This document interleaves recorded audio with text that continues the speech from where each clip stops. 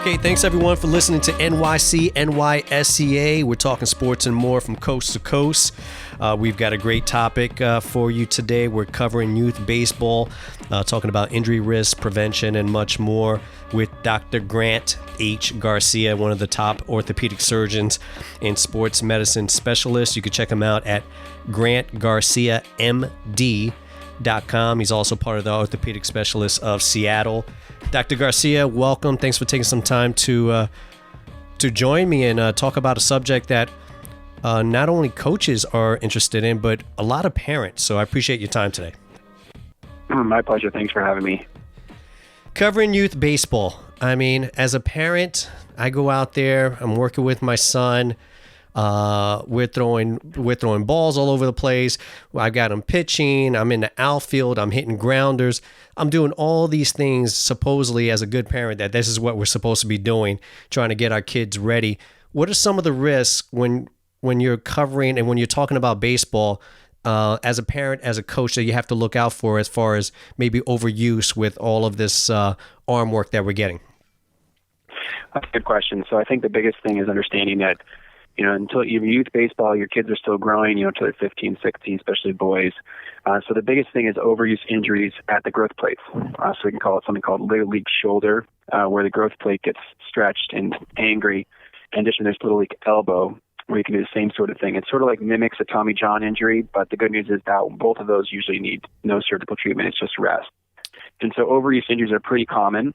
And especially when you're working with parents or parents are working with their kids, they tend to sort of push them as much as they can, what they feel comfortable, but always trying to make sure their kid has their best interests in mind.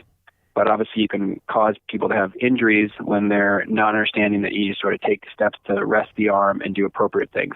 That's usually why when they're with coaches, it leaves a little bit easier and a little bit more monitored, in my opinion. But it's almost impossible to get enough one-on-one coaching time, so it is good that parents are involved. So is the over the head, over the shoulder injury the most common injury that you'll see in a sport like baseball, whether it's your UCL or a shoulder injury?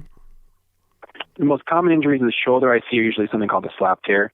A lot of baseball players have it, and that's the one most common thing. Most of the time you can treat it without surgery. For the elbow, it's usually what we call an elbow strain. So like I mentioned before, Little League elbow, which is where it's a strain of the growth plates. When the players are older and they're 16 or above, we start worrying about the Tommy John ligament or the UCL. The other thing you can have is a flexor strain, which is the flexors of the arm are right above the Tommy John ligament.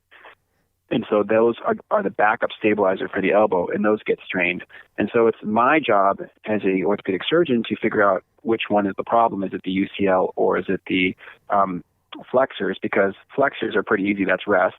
Tommy John, that's talking about something surgical. So it's really those combinations. Those are the things I see the most out of baseball players. Now, does age play a part as far as the treatment, whether it's a 11-year-old that's having elbow issues or a 18, 19, 20-year-old?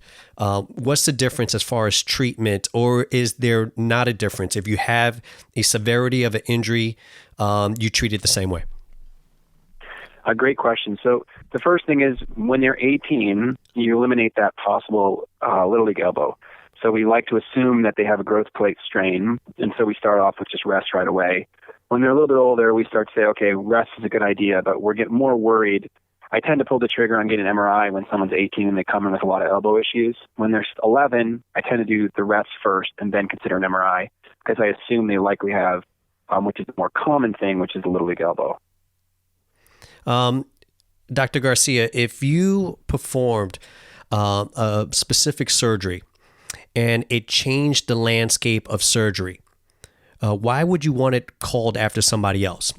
As, for example, Tommy John, right? We call it the Tommy John surgery, and as sports fans, we know exactly what we're talking about, right? There's the UCL injury. We've seen it this year with Justin Verlander, a bunch of other guys, and it's been happening on and off, but it's really Dr. Frank Jobe that performed this UCL injury reconstruction in 1974. I would be highly upset. I want it named after me, not after the player that I performed the surgery on. Am I delusion here? I had a good comment. You stole my line. I'm going to use that with Frank Jobe, but that's great that you had it. So, Yes, it was developed by Frank Jobe. He's at the Curl and Jobe Institute in California. And, I don't think he was upset about it. Trust me, he performed plenty of those surgeries on players and took care of all the high-level baseball players. I think the thing to understand is that Tommy John was the first player, and before this, it was sort of experimental. And Tommy John took a risk by doing this surgery, and I don't think anybody named it because it was intended to be that way. It's just that that's kind of the way we do. And honestly, I like to say UCL surgery or medial collateral ligament surgery, but nobody has any idea what I'm talking about. And so as a result, I constantly use Tommy John surgery. Even on my website and for marketing purposes, I discuss the word Tommy John because no one has any idea what a UCL is. And in a lot of cases, there's multiple UCLs. There's UCLs of the thumb, of the elbow, and so it's very confusing for people. And I understand Frank Jobe might have been frustrated about it, but I think that he had a good enough business model that I don't think he was too upset. All right, I'm just letting you know if you come up with a new pattern of some kind of reconstruction surgery that advances technology, we needed to call it the Dr. Garcia, the Dr. Grant H. Garcia. You could pick however we want to call it, but there's no way that we're calling it after the player that you performed the surgery. So I just want to get that out of the way because it was something that's just think that's fair. is on my mind. I don't understand how that works, but I guess we all sacrifice for the greater good, and I guess that's what the doctor did. We see that baseball, or at least the numbers would suggest that baseball is by far the highest percentage of injuries over that shoulder overhead. Why do you think that is compared to basketball or maybe volleyball or some of these other sports, gymnastics? Why do we see such a high level percentage of those type of injuries with baseball players? That's a great question. So first off, we can talk about both the shoulder and elbow because usually they're linked. So first off, it is the highest rate of injuries. It's because it's the main focus of baseball. I mean, it's all about pitching. It's all about throwing. It's all about throwing harder. It's all about throwing faster. And what they're doing and what you're doing with the arm is you're actually throwing in a situation that's not normal. So if you watch a pitcher in slow motion, you can see they externally rotate their arm or cock their arm back more than you could possibly ever do. Take a look at a pitcher in the newspaper. We saw one recently, and you can see his arm almost completely backwards. If you try to do that right now with your arm, even if you're younger, et cetera, trying to do it with your arm and you haven't stiffened up, you can't do it. You need to adapt to that level. And so as a result, you're putting extra torque on your body that's not physiological. And then you're being asked to throw 95 miles an hour. And so that's a bad combination. And if you do that, anything ineffective, which happens a lot if you're not a professional pitcher and you're getting someone watching your form and watching your stance and you're using weighted balls, et cetera, it's a recipe for disaster. And the other problem is that some of the injuries are actually accommodative. So a slap tear, like I mentioned before, is actually really common. And when I looked at a bunch of the Major League Baseball players, talking about the Yankees, the Mets, the White Sox, 40% of them have this. And the reason is, if they don't have this tear, they can't cock their arm back as far. And so as a result, you have a problem that sometimes needs surgery. But in this situation, if it doesn't need surgery, it's actually accommodative. And so that's the problem. And then you have the Tommy John ligament that's never supposed to see stresses that much in normal life. And meanwhile, it happens all the time and have seen stresses that high in baseball. And honestly, if you look at the number of people with Tommy John injuries or UCL injuries, it's like 90% are baseball players. I see them occasionally in other sports, but it's all baseball because they're putting so much more physiological load than any other sport. Going back to that image that you mentioned, you see the force, the strain, the torque. You see it all the way from it seems like from their toes all the way up. And I always find it interesting when you talk about an image like that it almost seems like when the arm is back or the hand is back, the elbow is leading the way before the pitch is thrown and before the rest of the arm kind of catches up. What kind of strain is that putting on when you see that? And is there, I guess the better question is there anything that we know of or that we can do as a pitcher, if you're coaching a pitcher, that can do to release some of that strain in that elbow area? Or is this something that's just unavoidable because everybody's just bigger, stronger, faster? I think it's a combination. I mean, there's definitely the point of having a pitching coach or in slow motion. I mean, a lot of the pros we have and I've taken care of, we do these you can do these simulated pitching where you put a bunch of those balls like you see in the movies on them and you watch their pitching thing because you really can't see their arm unless you're in slow motion for some of these pitchers because they throw so fast. And then you can watch the mechanics and see how the elbow leads or whether it leads backwards or forwards. So those things are obviously important. You can't fix everything because in order for you to throw that much, you have to have a beyond physiological motion. And so you do have some level that's not fixable, and you have some level that's fixable. The biggest thing for doctors, but really mostly for the teams and the trainers, is to figure out how we can double check and watch their motion and figure out the places we can tweak to reduce injuries. But at the same point, we have to find things that are not reducible either and say, okay, that can't be fixed. We have to deal with this. But the biggest thing, again, and we might talk about this later, is understanding the awareness of what's the next step. Like if someone's a sore arm, what's the difference between a sore arm or like a pre-injury or a pre-tear of the Tommy John ligament?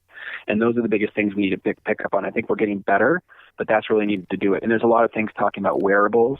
So something you wear on your elbow, and I know I've worked with a couple companies that have done this, where these players, they wear things on their elbow and it can tell when they start to get fatigued rather than dealing with a pitch count type of thing.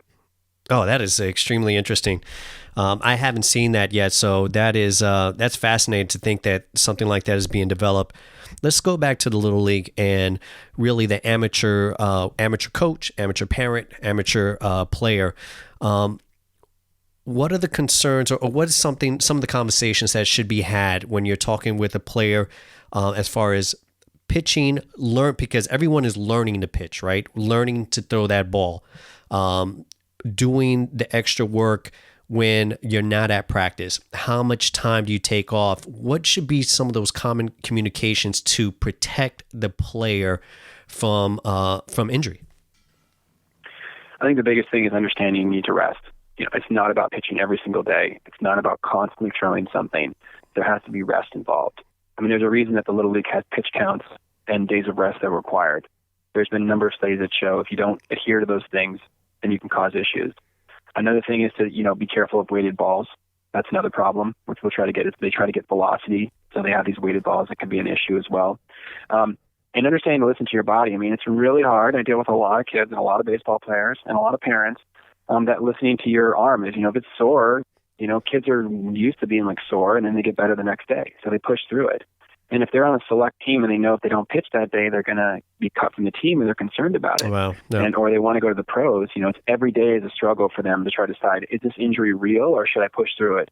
And most of the time they're trying to push through it until it's sort of the big one. So really having that open communication, I guess an honest conversation with the player and the parent, and, whether the coach is saying, little Johnny or whatever, let us know when you're not feeling well. Let us know when you have some fatigue, when you have some soreness. Hey, mom and dad, let's not push them. I know you want them to get better. Everybody's reading every kind of book, whether it's a Leo Mazzoni or Trevor Bauer or this one or that one. This one's, Roger Clemens, we know, right? Roger Clemens would throw a football, right? Trevor Bauer's talking about long toss and throwing every day. So there's a lot of information out there. I'm not sure how much of it is accurate, but really seems like having that communication between player, parent, and coach is important for the well-being of the player. Couldn't agree more. What is the thought process about playing a sport all year round compared to a seasonal? We see a lot of that in warmer states, whether it's California or Texas, Nevada, so on and so forth, where they can play baseball all year round. What are some of the concerns with the sport when you play all year round compared to someone that says, I'm going to play basketball, I'm playing track and, baseball in the spring? That's a great question, and it comes up a lot. We spoke at Swedish about this about a year ago. It's a big deal. So this super specialization is getting more and more common. I mean, I would tell you, 9 out of 10 baseball players that come into my office are super specialized. You're talking about 8 months or more of a year. That's considered the super specialization or sort of isolated one sport. It's a problem everywhere. I mean, even in places that are not warm weather, players find ways to play. And here in Seattle, they find ways to play in the rain. They find ways to play in covered areas, etc. You have a much higher risk of these sort of big injuries, like big shoulder injuries, big elbow injuries when you do that. You have less risk of sort of the chronic injuries like cramps or sprains or those type of things. But it's a big deal. And it's a problem in terms of a number of things. One, when your kids are younger before they finish growing, they can actually change the structure of their bones by throwing so much. And if they overthrow, they can change the orientation of the growth plates, et cetera. And it's not a long major issue, but it's something to think about. And so not having the ability to try other things or do other things or get a break, it can lead to injuries that eventually cause them to be out of the sport they want to do. And it takes away their fun because, I have players, I talk to them, I was like, can you take a break? They're like, no, I've got winter ball. Well, how about now I've got fall ball? Yeah. How about now I got spring ball? Or I'm going down to, California or Florida or wherever it is for 4 weeks to play baseball, in the winter. So they find ways to play baseball all year round, even if it's not a warm weather sport or warm weather place. Yeah, I've heard that from other coaches, coaches that I respect and are really honest about their sport. And they say, we're getting these kids at 15, 16 years old really they're already kind of burnt out. They've played so much little league ball, travel ball, and so on and so forth, and they're playing all year round that by the time they get to that 15, 16, 17 years old, they really don't want to play anymore. And so one, it's, the love of the sport, overusing them, and also concern for what it's doing to their body. That's fascinating to hear that by playing the same sport can actually change your body structure and be a detriment. So it really fascinating to hear that. Is there a danger with these younger kids? And I have my own opinion on it, but who am I, right? I'm just a parent. With kids throwing fastballs to kids throwing breaking balls, curveballs, sliders at an early age, is there any truth to that, or is it all the same? I think it's a combination. I mean, it also depends on the kids. There's some kids that are 12 that look like they're 20. Gotcha. There's some kids that are 12 that are still growing. So it's really growth plate dependent, in my opinion. Now, again, there's not an art to this. I think that understanding each pitch's torque on the elbow is important. And it's everything like in anything in life. It's a gradual progression of teaching the pitch. There's definitely certain parameters we should be reducing, the curves and things like that put more torque on the elbow in general. But it should work on those things and work our way up to them. I don't have a specific, this at 13, this at 14. I sort of do it by player. Yeah. And again, I'm not a coach, so I'm not doing the adjustments on a day-to-day basis. I do give recommendations. If I hear about a pitcher trying to throw every pitch that's in Major League Baseball at 10, tell them it's probably not a good idea. Yeah.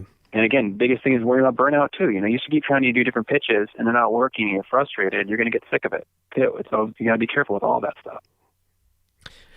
Going back to Little League, you go to a Little League game, you have a kid come out, he pitches whatever either the pitch count or innings, whatever the plan is, and then you'll have let's say your outfielder, shortstop, switch with him, come into the game, throw a couple warm-up pitches, and get ready to play. What's some of the dangers or concerns when you have a player come into the game, step in to pitch, and has not maybe warmed up properly? What do you think or recommend is the correct way to kind of handle that situation? Well, I think if you don't think they're warmed up properly, you should probably not have them start yet. Now, that's easier said than done. I think it's a combination of two things. In Little League, you have an outfielder coming in to pitch. Always the pitchers are sitting there, in the bullpen waiting to pitch. So that's the first thing. They're not used to pitching as much. And then they get in there and they want to show off because they've got, 10 pitches to do, and then they hurt themselves. So that's the first thing. Yeah, and the ump also has it's almost like a warm-up pitch count also, saying, okay, he's got 8 tosses and then we got to go. Yeah. So, go ahead. I'm sorry. I mean, I don't know enough about the exact nuance to that in terms of is there a warm-up pitch count per se. But what I would tell you is if I'm a player or if I'm the coach or parent or whoever watching this, I'm making sure that those pitches or warm pitches are good pitches. It's not like, okay, he's just kind of playing around, getting ready to throw, and then now it's time to go throw as hard as I can to strike out all those guys. You got to simulate everything in life, and we talked about this the last time too on the podcast. I mean, you got to simulate game time before you get in the game, or you're going to hurt yourself. Yeah. And so going in there and saying, I'm going to throw my, I'm going to say a little leaguer goes 70 miles an hour, 60 miles an hour. I'm going to throw 40 and a couple just long toss pitches, and then I'm going to go in there and throw 70. No, it doesn't work like that. Yeah, it was always a concern for me because you'll have guys, especially in Little League, the ball hardly ever gets, hit out there. If you have a couple coaches, you might have a coach that when they hit the field again, you can have the outfielders throw to one another, but that's rare also. So you've got, a player out there maybe hasn't done anything for 3 or 4 innings except maybe to come up at bat, and then all of a sudden he gets brought into a game. I believe it was either 8 or 10 pitches to warm up, and then the batter steps in the batter's box, and you can tell, we can see it without even doing any science behind it. the kid's not ready. He's not throwing as hard. His location's off. And I always wondered what that would do to the arm, let alone the psyche, but the arm of the player that's obviously he's not properly warmed up. In comparison to the pitcher that starts that day, the coach will have him warm up and throw pitches to the catcher on the side 10, 15 minutes before the game even starts. So, to me, that was always an interesting dynamic with the starting pitcher compared to guys coming in. I think it's a great point. And like I mentioned before, that's even if, I think pitchers are their own specialization in and of itself. When we treat baseball players, I treat pitchers and I treat position players. Yeah. And I have different treatment regimens for each one of them. The position players are less likely to get the Tommy John injuries, et cetera. They're more likely to get the strains and the lumps and the bruises and those type of things from pitching too hard or having a strained elbow. The pitchers are more likely to get the UCL tears, and it's because no matter how hard you throw that 5 or 6 throws, it's really hard for you to really damage your ligament with only 5 or 6 throws. It's the 50, 60, 70 pitches, one game, over and over again. And this is the issue we have in general with these players. They're 15, they've already pitched, 10,000 pitches. Wow. That's a lot on the ligament. And so what we're seeing in these Tommy Johns we're doing on younger players, some of the newer stuff, the Tommy John with brace that we can talk about, we're seeing ligaments that look like they're 20 and they're 50. Wow. And so that's the biggest concern. If you go to littleleague.org, they all, have their recommendations. You mentioned it earlier, as how many pitches they should throw in a week, how many days off, and they also talk about really how many pitches they should be throwing in a season, which I don't know any coach that's keeping those type of analytics. They talk about 1,000 pitches per season for 14 and under and 3,000 a year and so on and so forth. So I think it's really difficult for a coach to keep track of all of that, but I obviously with the conversation that we're having, it's really important to really keep track of your pitches and how much strain they're actually having. I couldn't agree more. There's a reason the Little League rules in 2007 started this. There's pitch counts. Obviously, it's a recommendation, but this is science. There's science showing that if you can reduce the pitches appropriately and you give a certain amount of rest, they looked at pitchers before that and how they got injured in the 90s and realized, if you're 10 and under, you should really limit to 75 a day. And if if you throw 60 plus pitches, you need three more days of rest. And then there's numbers that go out to high school. And there's a reason that this data is there so the coaches don't have to make the decision. This data is there so that you could be completely, out of the loop. You don't have to make any gut calls. Okay, he looks a little tired. Yeah. He looks like he's going to hurt himself. You just follow the rules. It makes it a lot easier. As soon as you take out the emotions, you can feel better about the decision and knowing I'm doing this behind science. Dr. Garcia, I really appreciate your time today. And I think a lot of people listening will appreciate the information that you just shared with everyone. Well, thank you guys very much for having me. It was fun. Okay. You take care of yourself, Doctor. That is Dr. Grant H. Garcia, orthopedic surgeon and sports medicine specialist.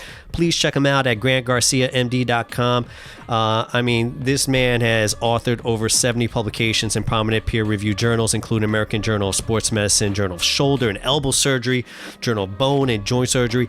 This man knows what he's talking about. He's been assistant team physician for the Bulls, the White Sox. He's worked with the Giants, the Mets, U.S. Tennis, the Rangers, the Knicks, the Nets. You name it. So he's a great guy to have on. Great doctor for information. We're going to start doing shows bi-weekly. We're going to try to tackle the topics that are important to you, that matter, that we can provide you with plenty of information.